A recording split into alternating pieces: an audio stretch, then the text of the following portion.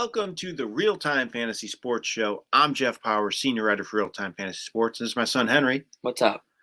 And welcome to another show. This is going to be our first edition of Starts, Sits, and Sleepers for week one of the fantasy season. Believe it or not, Henry, season's finally here. Kicks off tonight. We're taping this on Thursday.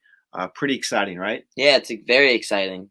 Looking forward to it. Should be a great game tonight between the Bills and Rams. Definitely should be very exciting. Could see this game end off the season also. Yeah, correct. And we're going to do this video throughout the year. I'm probably going to have Logan Glasser on a lot more. He's slammed right now at the office, though, helping everybody with their drafts. We still have drafts going on, so if you want to sign up for a draft, go to rtsports.com. It's still plenty of time to get in leagues. We're going to run drafts even after this first game tonight, so you can keep getting in them if you want to, take advantage of some of these players that play tonight and put them on your team.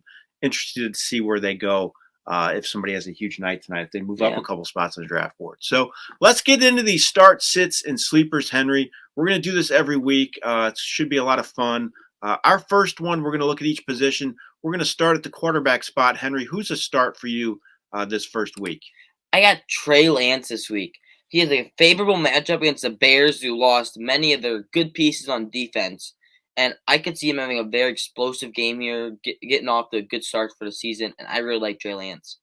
I like Aaron Rodgers this week. I know Allen Lazard might be out. I still think he's going to play. Just got stepped on. He's been limited in practice, but I think he'll play. And Rodgers is going to have a chip on his shoulder. Plays the Vikings. Great matchup for him. Last year against the Vikings, Rodgers had 6 touchdowns without a turnover and threw for 673 yards in 2 games. So I think Rodgers gets off to a good start. How about a sit, Henry, at the QB spot? I have Dak Prescott. They lost some good pieces on their offensive line, so their offensive line is really hurting, and they're playing a very good Bucs defense this week. They're also missing Michael Gallup. Amari Cooper's gone. So they're down to CeeDee Lamb and then Jalen Tolbert at the receiver position. They still have Zeke and Pollard and Schultz, but I worry about that offense, so I'd sit Dak Prescott this week. My sit is Tua Tagovailoa. I don't like him at all this week against New England. I like him overall for the season. I think he's going to have some big games. But New England had all offseason to get ready for this week one matchup. That's not good news for Tua because Bill Belichick's kind of a master at coming up with a great defensive game plan against a quarterback. I think Tua's going to struggle. He threw for 311 yards and 2 touchdowns with an interception, and that was in 2 games last year against New England. That's not very good. And he had less than 20 fantasy points in each of his games against New England. All right, Henry, how about a sleeper at the QB? I have Jameis Winston. We started it last year for the first 1 through 7 weeks, I think, before he tore his ACL with the Saints.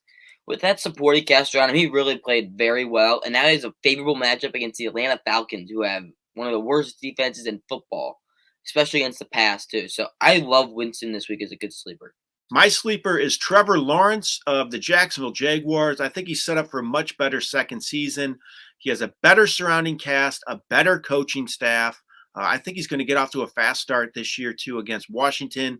They're a team that allowed the most fantasy points to quarterbacks last year. I think they're going to struggle again against the pass. Let's move on to the running back spot, Henry. How about your start for this week? I have A.J. Dillon. Last time I played the Vikings, he had a very strong performance, played very well. I think he had 2 touchdowns and like a 100-yard game. So he had a great matchup last time, and now he gets to start the year off against them with the Packers offense that loves to get off to a hot start. And they're playing the Vikings on the best defense. I expect it to be a high-scoring game, so Dillon's going to have to be involved. Yeah, we like these Packers this week, as you're seeing with our picks here. My start at running back is Javonte Williams. He's ready to take the reins of this starting job. I think he's going to start. He is going to start from day one. I think he's going to get more work than Melvin Gordon. I don't think it's going to be a 50-50 split. Great matchup to start the year against Seattle. They're in rebuild mode. I think they're really going to struggle, and they were terrible against the run last year, allowed the second most fantasy points to running backs. I think Williams gets off to a great start. How about a sit, Henry, at running back? I have Breece Hall. We haven't seen him play in an actual NFL game yet this year, because this is week 1, of course, but he's missing his starting quarterback, Joe Flacco. He's against a Ravens defense, which is a phenomenal front 7. So I do not like his matchup whatsoever. We have not seen him in a full game yet, and he doesn't have his good QB in there. So I don't trust him at all this week. Yeah, I think he is a risk this week. My sit is Cordarrelle Patterson of Atlanta. He remains a starter in Atlanta, but he had a poor finish to last year. And I think Tyler Algier is going to emerge at some point. Patterson's going to move back to a pass catching role before long, in my opinion. And Patterson really struggled, especially as a runner against New Orleans last year. That's who he plays this week. He ran 13 times for just 21 yards against the Saints in 2 games last season. New Orleans still has a very good defense this year, in my opinion, and they allowed the second fewest fantasy points to running backs in 2021. How about a sleeper at running back, Henry? I have Clyde Edwards-Helaire. He has a favorable matchup against Arizona, who doesn't have the best defense in the world, in my opinion. And yes, this is going to be a very high-scoring game in Kansas City with the Chiefs and the Cardinals. We don't have the best defense in the world. Chiefs definitely improved, but I feel like we already know he's the running back one, so I feel like he's going to have to be involved again, like I said with Dylan. So I feel like he might have a very good week. All right, my sleeper at running back is Eagles running back Kenneth Gainwell. I think it could be more of a 50-50 split between Gainwell and Miles Sanders. Sanders seems to never be in favor with this coaching staff. I think Gainwell's going to play a big role from day one. He's a good pass catcher, improving inside runner. I think he has good total yardage potential this week against the Lions. Detroit is a team that I think is on the rise. Very exciting to watch them on Hard Knocks. Everybody's kind of pulling for them, but still, I think they have their flaws. And against the run last year, they allowed the 4th most fantasy points to running backs. I think Gainwell could be a sneaky play at the flex spot for this week. Let's move on to receivers now, Henry. Who's your start at receiver this week? And Marquise Brown.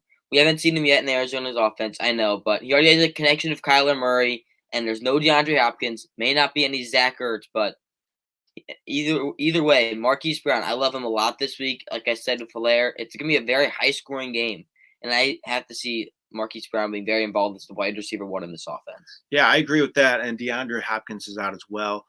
I have a Jets player. You had Breece Hall on the cold on your sit list. I have Elijah Moore on my start list. I think it's good news that Flacco's starting for him. He looked his way a ton last year when they were on the field together. I think he's set up for a breakout season. Like you said, Baltimore, really good front seven. I think they're going to struggle to run the ball, could be playing from behind, have to throw a lot. And Baltimore had big issues against the pass last year. I know they had injuries, but still, they allowed the 3rd most fantasy points to receivers last year. I like Moore for a big week 1. How about a sit at receiver, Henry? I have Hunter Renfrow. I mean, he was good last year. We all saw what he did. But now he has Devontae Adams to compete with and Waller. I believe he's going to play. He still had Waller to compete with last year, but he's dealing with some injuries some weeks. But now he has maybe the best receiver in football on his team. So he's not going to get looked to as much as he did before. He doesn't have the best matchup in the world with the Chargers, who added a lot to their defense. So I do not like Renfrow at all this week. I don't like Rams receiver Allen Robinson. He plays tonight. So if you're watching this on Saturday or Sunday morning, you could see if my prediction came true. But I don't like Robinson much in this week 1. I do think he's going to have a good bounce back season. I think he has a very high ceiling. But it worries me a little bit that Stafford was limited in camp. Might not have quite the rapport with Stafford just yet. So he could look for Cooper Kupp more. And it's a tough matchup against the Bills. They have a great secondary. They allowed the fewest fantasy points to receivers last year. So I think Robinson might get off to a little disappointing start in week 1. How about a sleeper at receiver, Henry? I have Treylon Burks. Yes, they lost A.J. Brown in that Titans offense, and they drafted Burks as that guy that's going to be that replacement for him. They did have Robert Woods, but they have a favorable matchup against the Giants, who lost a lot of things in their DB room, so they don't have the best secondary. They have a decent front seven, but not much in their secondary. So I see Treylon Burks having a huge game this week. I like that call on Burks, and I like another game that we're targeting here. Cardinals, Rondale Moore. You have Marquise Brown as a start. I have Rondale Moore as a sleeper. With DeAndre Hopkins out, I think Moore is going to have a big role early in the season. Plus, the Cardinals have already stated they want more involved in the offense more this season, either as a runner, pass catcher, screens, whatever. They want him more involved. He's a playmaker. I think there's going to be a ton of fantasy points in this game. Kansas City allowed the 12th most fantasy points to receivers last season as well. So I think Moore is a good play here. Let's move on to tight end now, Henry. How about a start at tight end for week 1? I have Dallas Goedert. I like Goddard a lot this week. He's got Detroit, which is a very favorable matchup, because they don't have the best defense ever. I mean, they're not that good, but Goddard, I mean, I like him a lot. It's an Eagles offense that's going to keep improving. I like him a lot. I think last year when they played, he had maybe a touchdown or two. He had a good week. So I like Goddard a lot this week. All right. I like Pat Freiermuth with the Pittsburgh Steelers. I was a little worried about the QB situation. I feel better about it now after the preseason.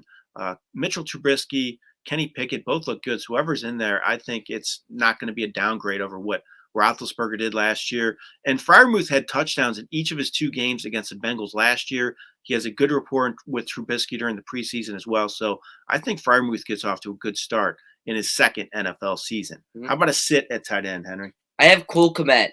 They're playing a 49ers defense, which in my opinion is very elite with their front 7 and everything. And this Bears offense, it does not have much at all. Fields, Mooney, Kmet, and Montgomery. Those are the only 4.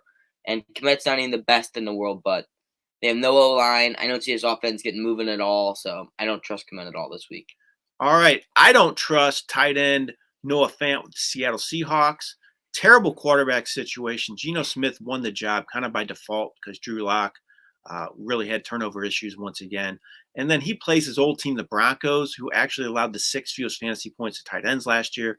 I like their defense. I think they're going to shut down this Seattle offense. I don't like Fant at all.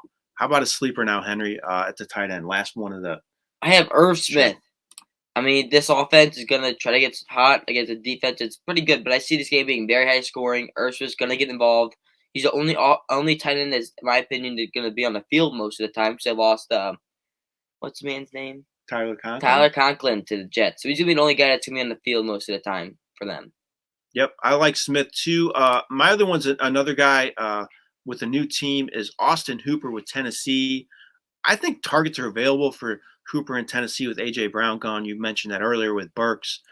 But also, I think he's going to play a big role because they have a history using a tight end in Tennessee. Ryan Tannehill could have a nice safety blanket with Hooper. And I like him this week against the Giants secondary that had a lot of issues last year. I think Hooper gets off to a good start in week 1. All right, Henry, those are our starts, sits, and sleepers for week 1 of the fantasy football season. I appreciate you joining me today. You're gutting it out. You're a little sick, under the weather, unfortunately, but he's here helping me out do the show today, and I appreciate that. We're excited about the game tonight as well, and for the weekend, right? Of course. Finally, all right. Week 1 football back in. Awesome stuff. This has been Jeff Paur for RealTime Fantasy Sports. And Henry Paur. Have a great day, everyone.